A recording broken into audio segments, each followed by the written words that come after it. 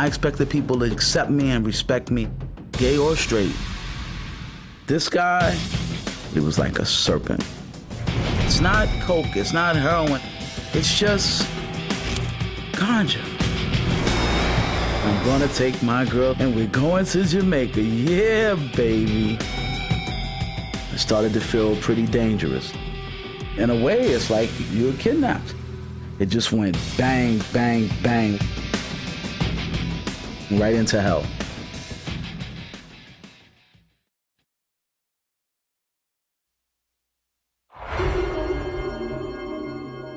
From Wondery, this is Locked Up Abroad.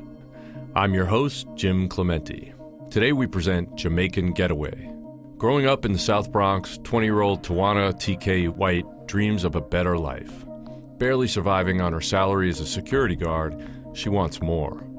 When a neighborhood drug dealer tells her that she can make $10,000 for a quick trip to Jamaica to bring back a small amount of marijuana, she fantasizes about how that could change everything for her and her girlfriend Scarlet. Checking into their luxury hotel with money in their pockets, they soak up the scenery for the first few days, when suddenly, things take an ominous turn. They end up learning a very profound lesson.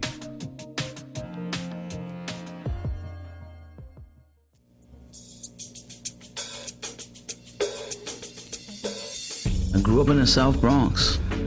The cops wouldn't get out of their car. That's the best way to put it. You had to be able to walk the walk and talk the talk.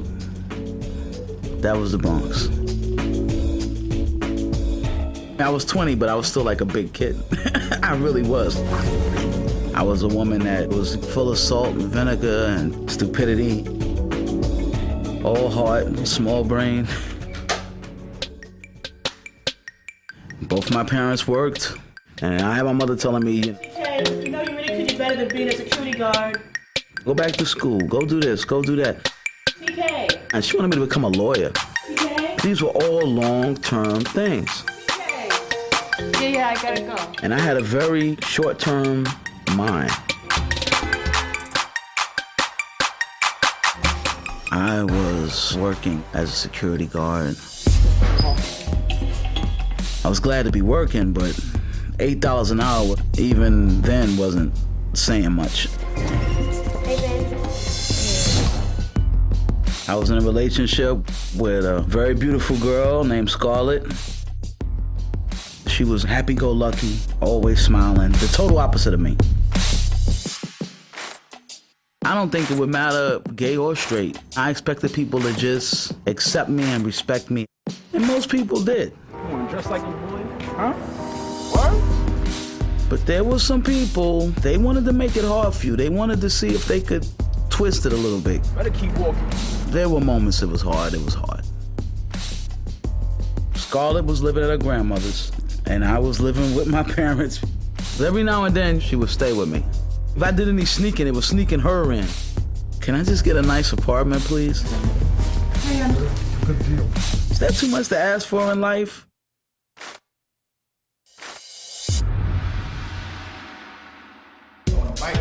Back then, used to hang out in the hallway. You know, our little clique, our little crew, whatever you want to call it. Smoking a little something was normal. It was abnormal if you never had. Yo. I used to get my weed from a guy called Joe who lived right down the block from me. I'd ring his doorbell. Either him or his wife would come to the door. His kids would be running around. Hey, guys. He had the accent, well, what you want today, man? You smoking? He used to crack me up because you would just smell it off of him. If you weren't high when you got there, you was high when you left. If you could imagine a skinny black Santa Claus giving out marijuana, that was Joe. He mentioned to me. I need somebody to make a trip. Oh, yeah? I need somebody to go to Jamaica and bring back some ganja. He just was like, hey, I think you'd be good at it. You look good. You got a good head on your shoulder. Eventually, I was like, So how much ganja? and he's like, Not much. About 20 pounds. you know, making it sound really light. So I'm like, 20 pounds. I guess that's not that much. And he's telling me the most I was gonna have to do was be a tourist for a few days. Hang out, have fun, and then when it's ready, it'll be in your bag. You get back, you get 5. That's it. And I'm like, 5,000? For a couple of day trip? On a tropical island? Drinking pina coladas? Really? You gotta be kidding me, right? No. I'm like, yo, you know I got my girl. How long will be gone again? He was like, oh, your girl. Take your girl, please. I had a lot of dilemmas in my head. You're downplaying every part of it. You're like, it's not coke, it's not heroin, it's just ganja. And I'm going to the place where they grow it. I mean, they make songs about it there. We're talking Bob Marley. I had no clue marijuana was illegal in Jamaica. Seriously. I thought it was like trees of ganja just swaying in the wind like palm trees. The big question in my mind was whether or not Scarlet would come with me. I had already made up my mind I wasn't gonna go without her. It's like, hey, Ready to go to somewhere warm, lay on the beach, smoke some ganja. Huh? what do you think? Think that would be nice? Yeah, And she's like, I think that'd be really nice. so I just asked her, hey, You know Joe? Well, they're looking for some people to take a trip to Jamaica and bring back some ganja. she just looked at me like, Are you serious? and I told her about the money. And then we both get like $5,000 cash. The money was like, wow, yeah? Really? And I guess at that moment, she had more power than she probably even knew. Because if she had said hell no, it would have never happened. So what do you think? You gonna do it? You wanna do it? Well, I guess if you know the people, everything's gonna be fine. I'm gonna take my girl and we're going to Jamaica. Yeah, baby. I had it all planned out, down to the last 25 cents. The money was gonna go to the apartment. I mean, hey, Happy New Year! I'm out of this hellhole. We went back to Joe's house to figure out how this deal was gonna work. He was like, hey, The guy is coming. and I was like, oh yeah? Yeah. You want to meet the guy that's sending you, right? And up until that point, I had really thought it was Joe. Doorbell rings, Joe's wife goes, lets him in. And then he parts those beads. This guy, but he was like a serpent. He was cold as ice. And then he saw my Puerto Rican girlfriend sitting next to me. And he's like, what the hell is going on here? It was all on his face. He said a few little murmurings, to Job, and it was his way of saying, how do you know these people? Anybody want anything to eat? Everybody's doing a whole bunch of family things in the middle of this really serious thing going on. We're going to get you suitcases, we're going to get you tickets, we're going to get you hotel rooms. We're going to have a good time. His only question was, Nobody try rob me, though. Rob you? are you kidding me? Yeah, I might have looked unsavory, but he was so safe with me. And he's like, I want to get you guys blessed. Yeah, okay, what you mean by bless us? Santeria, voodoo. Okay. This is a twist. So we went all the way to Brooklyn from the Bronx. He took us to this lady's apartment. She was very serious. We looked at each other, and I gave her that look, and she gave me a look like, don't say anything, don't say anything.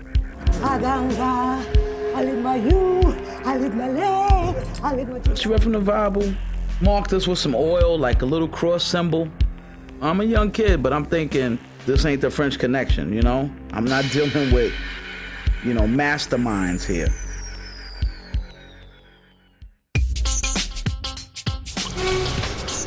The next thing that happened was shopping for bags. Myself and the financer of the trip. And we picked up some Samsonite. Big bags, like you could do a mob body chop up and put them in the bag. That kind of bag. Did I start thinking, gee, we're gonna be bringing back a lot of stuff? No. If I'd have thought on it, I really couldn't have done it. Hey, babe. Hey. Scarlet, she was revved up. She was ready, She had her optimism on high. I'm ready. Here's the bag, start packing. We're leaving. I'm gonna miss y'all, man. I can go to Jamaica with y'all, man. Why not? It was the last night before we left, and it was the farewell party. Can I come? We don't want you to go. You don't Not this belong time. there. We drank our last New York beers, and we smoked our last New York blunts. And I guess it was not really something you would do before a normal vacation. You're not scared, are you? She's scared. You scared to walk out the front door. Maybe in the back of our minds, there still was that sense of, we're taking a risk here. It was too much like saying goodbye to something. It was the day we were due to leave. I told my mom I was gonna stay with some friends for a few days. God forbid she would have seen me with this big bag in November. Thanksgiving coming up in a couple of weeks. You think of two young people like you just won a trip to someplace. It was that kind of frame of mind. Looking back, I'm like, wow, you idiot. The one person you're trying to protect, and you really put them out on the firing line.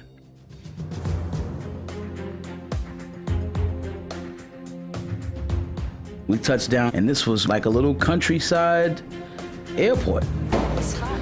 It's really hot here. We're dressed like New York City's finest. The humidity and the sun was just baking. And Jamaica is hot. Hot as hell. So it was immediate sweat. And we were like wide-eyed looking around because we didn't even know who the hell we were looking for.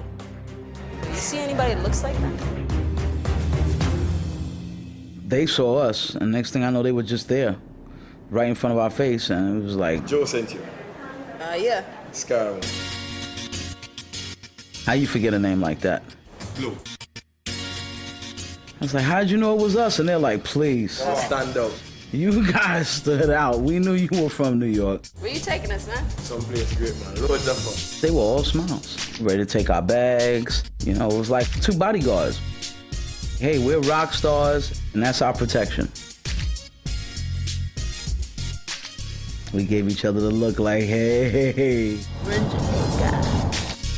Started driving to the hotel and just, oh man, looking at all that scenery in Jamaica, at all the palm trees, Scaramouche talking all the way, telling us about the clubs and different places we could go eat, and you guys are gonna have so much fun, whatever you guys wanna do. That's what he kept saying, whatever you guys wanna do. We pulled up to the hotel and everything looked beautiful. A nice big bed, air conditioning, television. Oh my God. Decent little view. It was very nice. Let me tell you. You love it. I came to. Plan was to stay for a week, Joe just sent some money, man. Some and spending they money. sent us a wad of spending money to enjoy ourselves with while we were there. What? For every $1 American, they would give you 32 Jamaican dollars. So in the beginning, it seemed like we were millionaires. We definitely played the tourists. I want to go where Bob Marley went. Laying on the beach, eating grilled snapper that they cooked right there on the beach. Swimming, getting in water that, I could see my toes. I was living in the now. No thoughts more than what was going on right that minute. They were all smiles. Hey, pretty girl, you want to go out, later on, me and you and this and that. And she just started giggling like, you're kidding, stop. And after a few times, I guess, of laughing them off, I actually told him, hey, man, that's my girl.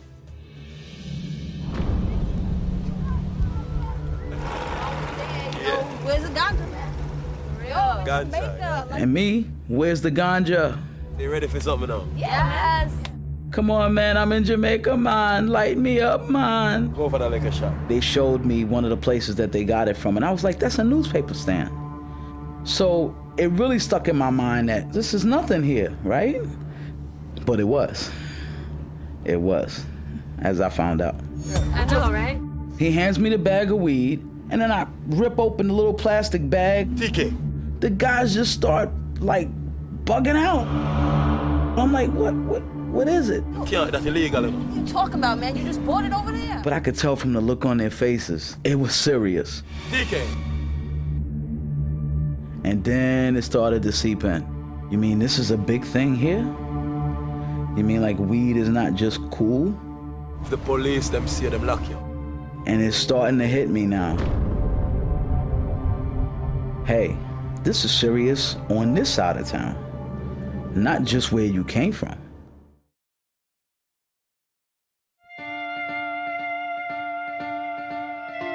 Day 5, almost that first week coming to an end, things were starting to change. Whenever we went out, we always had somebody, and it made me start to think, why do they get so concerned whenever I walk off on my own? I mean, in a way, it's like you're kidnapped. You're in a foreign place. You don't have your own money. So it's not like you can just pick up and leave, and you don't even know what street you're on. All we had for a lifeline was these strangers. We were supposed to be there for another few days. I'm out of cash. And we spent all our spending money. We spent it all. Went to Scaramouche. You need some more money. Hey man, money's running low. We need to call back to the States. I'll be back.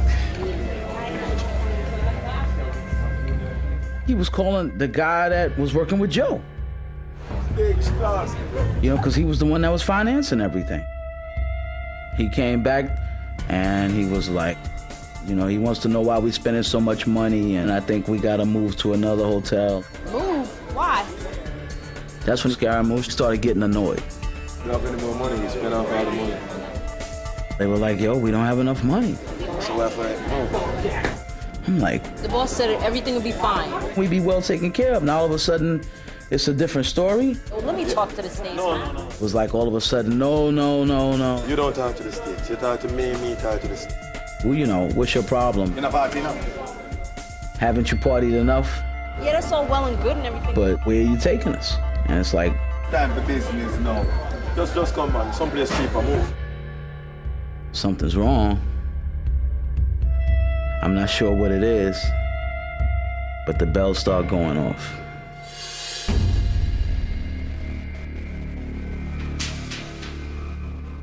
It was like you drive from an okay part of town into the worst part of town you've ever seen.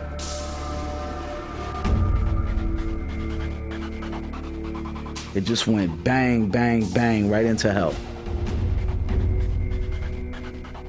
It was the worst hotel I've ever seen in my life. It was a motel.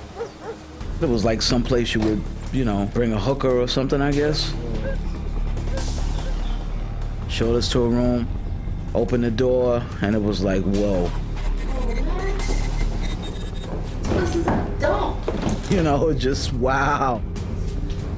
And they were like, hey. This is all we have money for right now.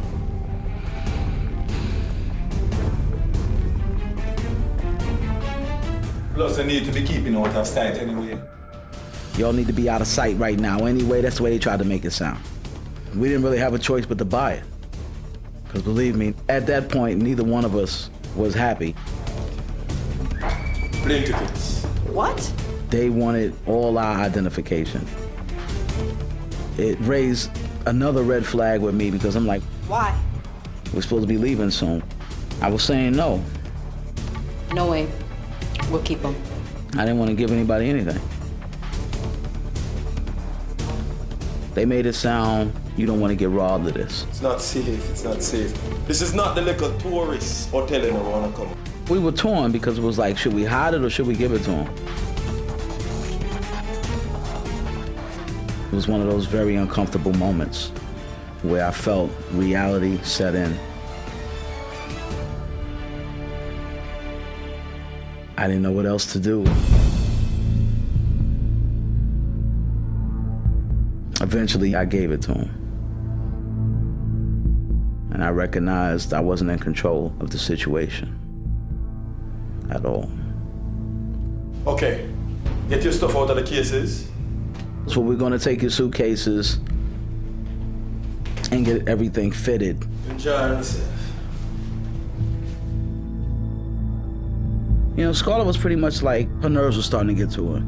I guess the reality of what we were really there to do was starting to hit her. But we were trying to be comforting to each other, trying not to think about what was looming like a guillotine in front of us. Scarlet would say something, you know, how much you think they're bringing back. I'd be like, yeah, you know, a couple of pounds.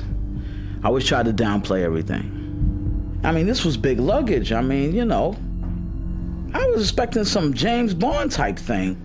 I thought they were gonna put in their little secret compartments or whatever the hell they did, and that would be it. That's not the way it came back. Hey. It was amazing. They left with expensive Samsonite, huge bags, and they came back with small nylon suitcases. And we looked at the bag and it was like, no way. Kidding me, right?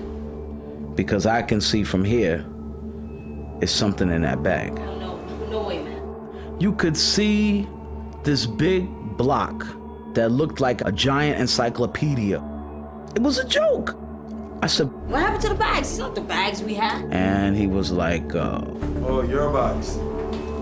While fitting the stuff in your bags, God's bricked up. and I'm like, What do you mean? They all busted them, bust up.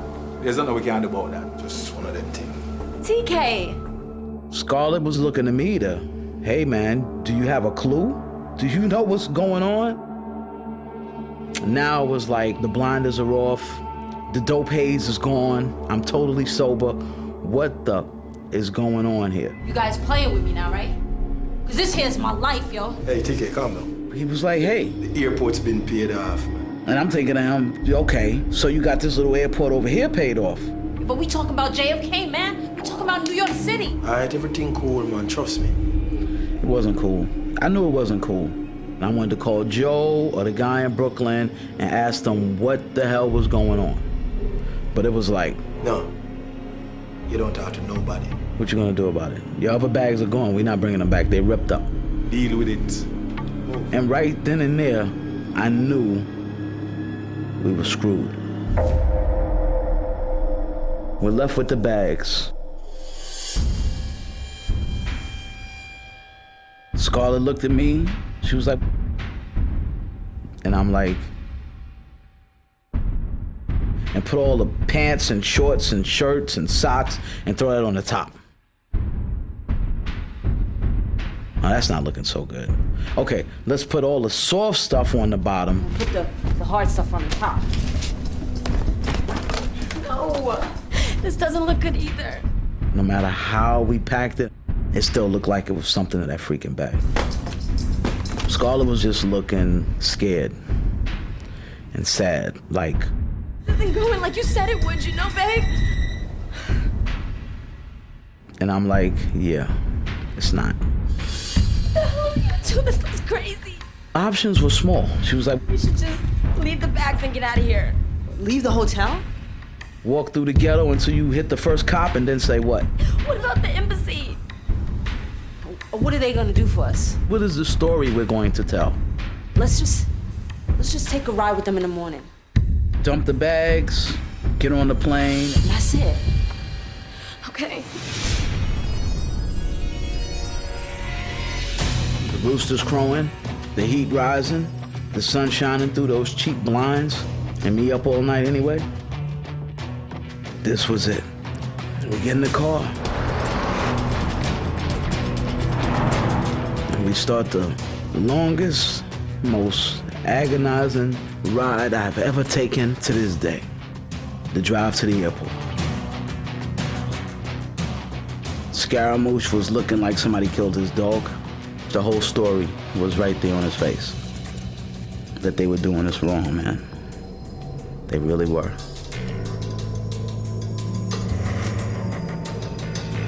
Scarlet and I are just barely talking. She's looking out of her window, I'm looking out of my window. I'm trying to convince myself that I'ma find a way out. I've got to find a way out. Our life is dependent on it. We pull up at the airport, and as much as we wanted to get out of the country, we were hesitant to get out the car. My head was hurting, my stomach was hurting. And it was like, oh my God, just please, if you get us through this, I'll never be a dummy again, I promise. And it seemed like the second we walked in, you could almost hear them out of the parking lot. If I wasn't sure, I was sure then that everything wasn't gonna be all right. Because they got out of there as quick as they could.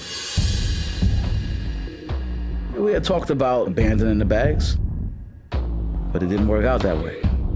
We walked in, and it was like, shoot. This is not how I remember it. There were the counters, and there was the luggage lines. There's people behind us, people in front of us, and like, how are we gonna get rid of these bags? As soon as the guy picks it up. What's in the back? He's looking at my face like, what is this? I'm like, what are you talking about? He's like, what's this, man? Like, what is this big book that feels like a rock when I hit it? And I'm like, what? I don't know what you're talking about, man.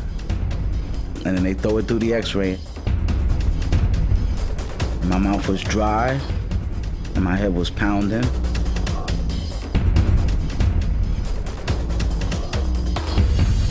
Okay, step to the side. And that's it. The party was over.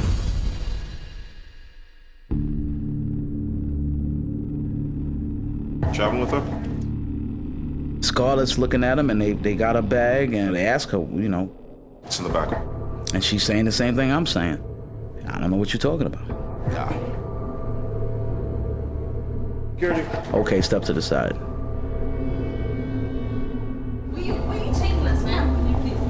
Man, get your hands off me. Where we going? We didn't do nothing. They took us in the next room. Face the wall and take your shirts off. They want you to do everything but get naked. And then they recognize, okay, they're not actually trying to carry anything on their person on the plane. And let's throw all your personal stuff on the counter for everybody to look at. And then flip it over and just cut the bag and, whoops, what is this?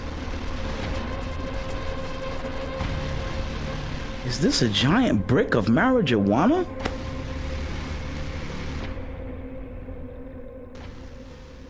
And we're like, yo, I don't know who did that. You need to start talking. We didn't put nothing in the bag. I don't know who put that there. Oh no, man. Yo, this them guys that we drove us here must have did that, man. We don't know who did that. We didn't put nothing in the bag. The guards were like, oh, you're trying to play us, man. You think we're stupid? So the handcuffs come out. We get handcuffed, some wooden rail, and they kept asking, you know, who are these guys? What's their names? Who put the drugs in the bag? We don't know. Give me their number, give me their address. Who the bags belong to? And I recognized how smart they had been, because I didn't know the boss's name. And I didn't know our contact in Jamaica.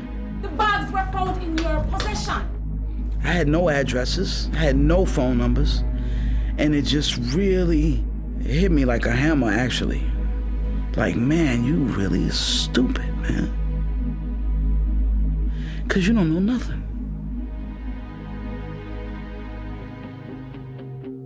So we're sitting there on the rail for a while. Seemed like hours. And then we took the transport. It's not like you went through a back door into the parking lot and then you were whisked away. It was like you're walking through the airport, shackled up. Very sobering experience. We had no clue where we were gonna be. No clue whatsoever.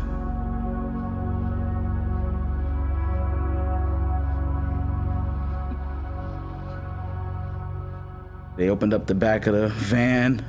All the sun hits you and it's like you shuffle your way out, you know, because you're all shackled up. I took one look at the place and I'm like, wow. It looked like pre-Civil War torture chamber. This is bad. The smell hit you. Sweat, human waste, rotten food, you know, garbage. I never smelled despair. It's got a smell to it. Better believe it. Scarlet was clinging to me. I can't blame her. I mean, she was scared. Just all pushed into these 2 rooms. I have never felt as alarmed and alert in my life. The Jamaicans right away noticed that we were a couple. They're rude, man. They're angry. They're hostile. And I wasn't going to tell her not to hold my hand. And I wasn't going to tell her not to lean on me. I mean, come on. You know, I did this to us. But I'm thinking to myself, I have got to get her out of here. That night I didn't sleep. As the night wore on and the air changed, it was like a dampness in the air. I was numb. It was me who felt withdrawn in my heart. And that was just the guilt, the realization of how badly I had let her.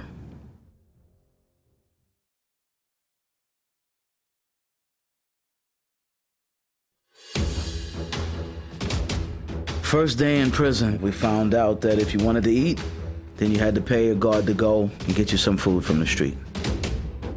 Hey. Yo, can you get us something to eat? While we were waiting for the food, I could see Americans and other foreigners. Someone's taking my money. One of those started yelling, "My money's missing." You took my money? And our food came back and she just rushed me. That's my stuff. No. Oh, you robbed me, you robbed me. My stuff. Grabbing at me, swinging at me. We were fighting for our lives, you know. We're fighting to eat.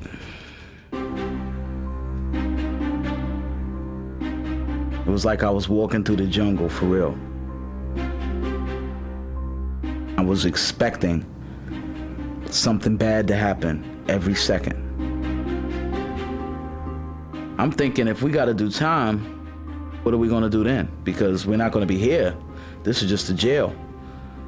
You know, what happens when they send us to the prison? Can't pay for your food forever. How are we gonna live? How many fights can I possibly win? Because right now I'm only dealing with, 30 people that maybe have a problem with us. TK1 and Scarlet Jones.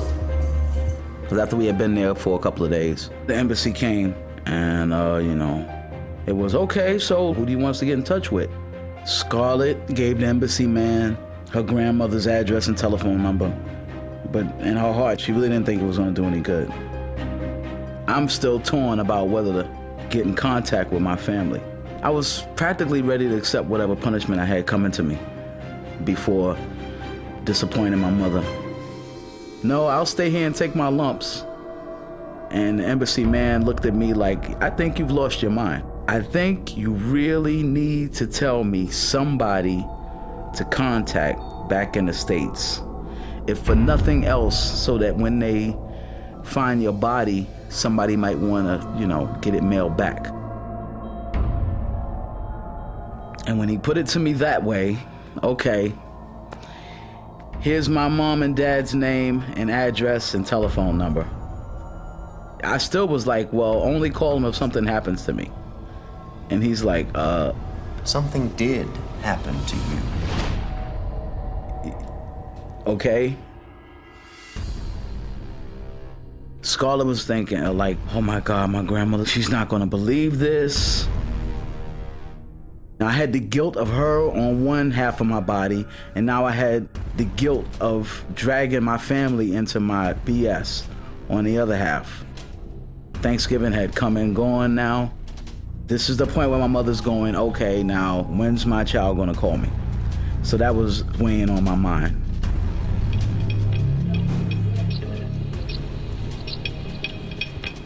After a day or two, I see this one particular lawyer that really seems to know his stuff. And I say, if there's any way we could get this guy can get us out of here. Hey, man. I kept motioning at him, with my eyes like, hey. He came to talk to us and hear our story. Some guy set us up and we got caught carrying ganja through the airport, man. But you gotta help us out of here. How much ganja are we talking about? I don't know, like hardly nothing. And it's gonna cost some money.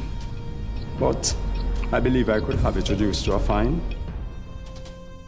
You guys are able to pay this fine. You're just about good to go home. Okay, we can get out of this, but will we be able to get out of this? Here's my card. I mean, we went there because we didn't have any money. So obviously we didn't have any money. All right. So now we were gonna have to figure out which family members were gonna be able to come up with this money. We gave you some hope. You just might not have to die in this place. After a day or two, the embassy guy came and said, hey. You're gonna make a phone call today. He pretty much told me, I'm calling your mom right now. I had no words because I really didn't want to talk to her.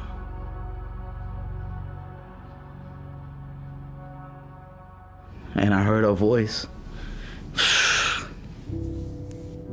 Hello, Mom.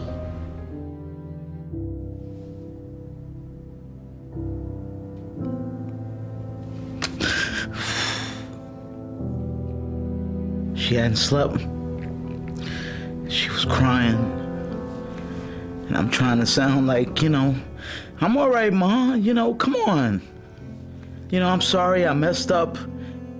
It's like if I had stabbed her, it couldn't have hurt her worse.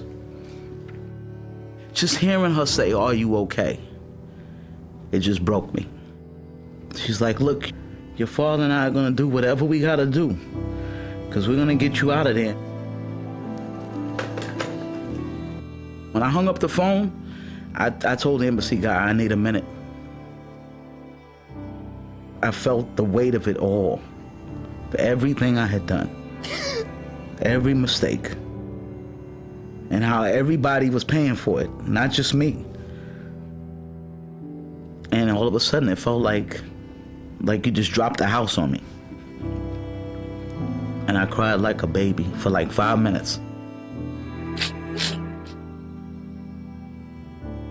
And I sucked it up. I said, okay, you got to go back out there into the jungle. And I put back on the mask, put back on the poker face, and whew, away we go. I think like another day, our lawyer came back and said he'd been on the phone with my parents. I've told them my fee, what the fine was. They are sending the money. I know it was at least 10,000 they had to come up with. And he was like, it's a done deal for you, kid. You're gonna be out of here. Right away, I'm like, What about Scarlet? and he said, I've spoken to her grandmother, but I haven't heard back from her. I can't just leave her here, man. But I'm thinking to myself, I have got to get her out of here. And he looked me dead in the face and he said, you can't do anything for her here. You do understand. And when he said that, it was like a smack in the face that I needed, because it was true. I mean, yeah, I could stay there and protect her, but I couldn't do anything to get her out by staying there. When I left my lawyer and I walked back towards that cell block, I didn't know what I was going to tell her. Because the bottom line was, I'm free and you're not. You know, how you would run back and go, hey, I'm going home, and I'm leaving you. I was so torn, I couldn't even be happy. And I'm like, Folks sent money. and I'm going home. She grabbed me, she was smiling, she was happy. But while she was holding me, I felt her just shaking. I'm gonna get you out of here. Don't worry about it. I'm not gonna leave you here. I promise you. They open those bars and they point at you and they say, come on out. And you're like, I'm free. And they close that bar behind me and you hear it. Bang. When they lock it, clink. And I'm walking away and I'm trying really hard not to look back. And I look back anyway.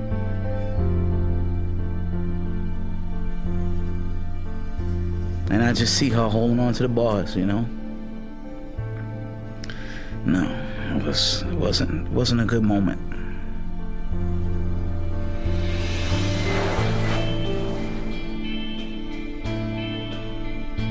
It was at least 3 days after Thanksgiving when I got home. My folks were there. You know, it was like a family hug. And I felt my father, you know, crying. I'm just glad you're all right. Once again, it hit me like bricks. Like, look what you've done, man. Look what you put everybody through. And it's not even over yet. Yeah, I was home, but I couldn't be happy until I got Scarlet home. Scarlet's grandmother was definitely the only hope. It got down to just that. Grandma hated me. Now, at that point, I understood. I explained to her grandmother. Scarlet's in a lot of trouble, and she needs your help. My grandmother pretty much was telling me, she made her bed, let her lay in it.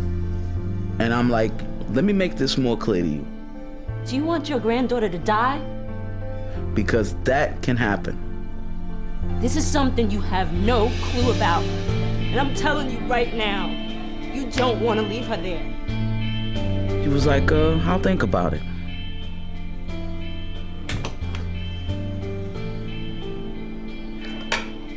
I had Thanksgiving with my family just for them. I couldn't celebrate. How am I going to celebrate my freedom when somebody that trusted me, that loves me, is locked up? Every moment I thought about what she was doing.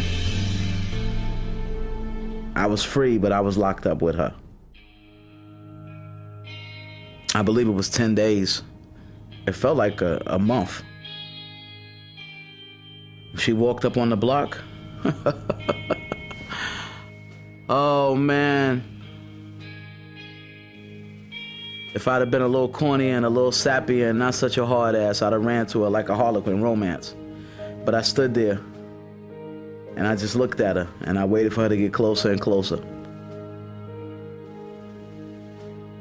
And then when she was standing right in front of me, I tried to crush her. I just squeezed her and I squeezed her. And I felt like I wasn't gonna stop squeezing her. Until she had to tell me, stop squeezing me, you're killing me. But that's how I felt. It was like I was free now. We went to see Joe. I was so angry, homicidal. And after a while of talking with Joe, what I had already been thinking proved to be true. The guys in Jamaica had robbed the guys in the States. And we just happened to be the pawns in the middle.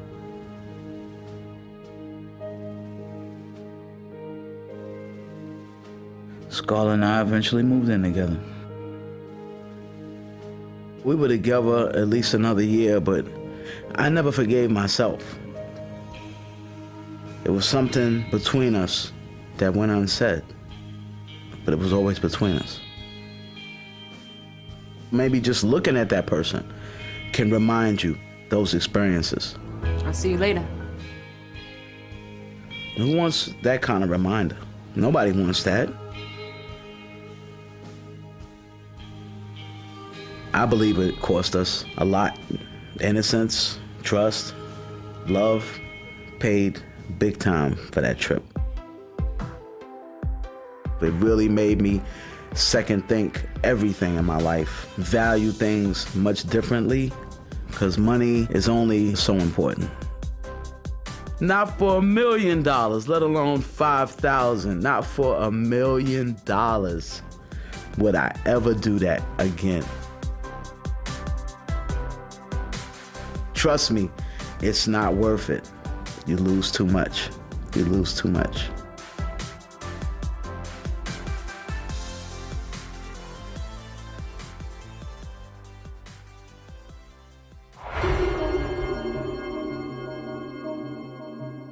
Thank you for listening to Locked Up Abroad. You don't want to miss a single episode, so subscribe today on Apple Podcasts, Stitcher, the Wondery app on Android, or wherever you listen to podcasts. You'll find a link to subscribe on the episode notes. Simply tap or swipe over the cover art. You'll also see some great offers from our sponsors. Please support our show by supporting our sponsors. If you have a moment, I'd love for you to complete a small survey at Wondery.com/survey. Give us your ratings and reviews on Apple Podcasts, and be sure to tell all your friends about our show. Locked Up Abroad was produced by Raw TV Limited for National Geographic Channels. For our audio adaptation, the editor is Sergio Enriquez. Our producer is Donna Himes. Our executive producers are Jeffrey Glazer and Hernan Lopez for Wondery.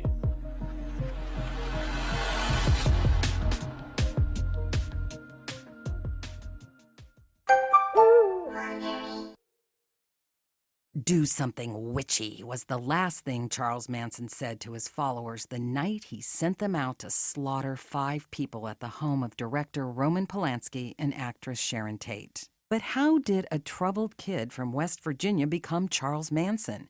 Join me, Tracy Patton, and Stephen Lang from the hit films Avatar and Don't Breathe in Young Charlie as we journey into the mind of one of the most infamous murderers ever to stalk Hollywood. Subscribe to Young Charlie on Apple Podcasts or wherever you're listening to this right now.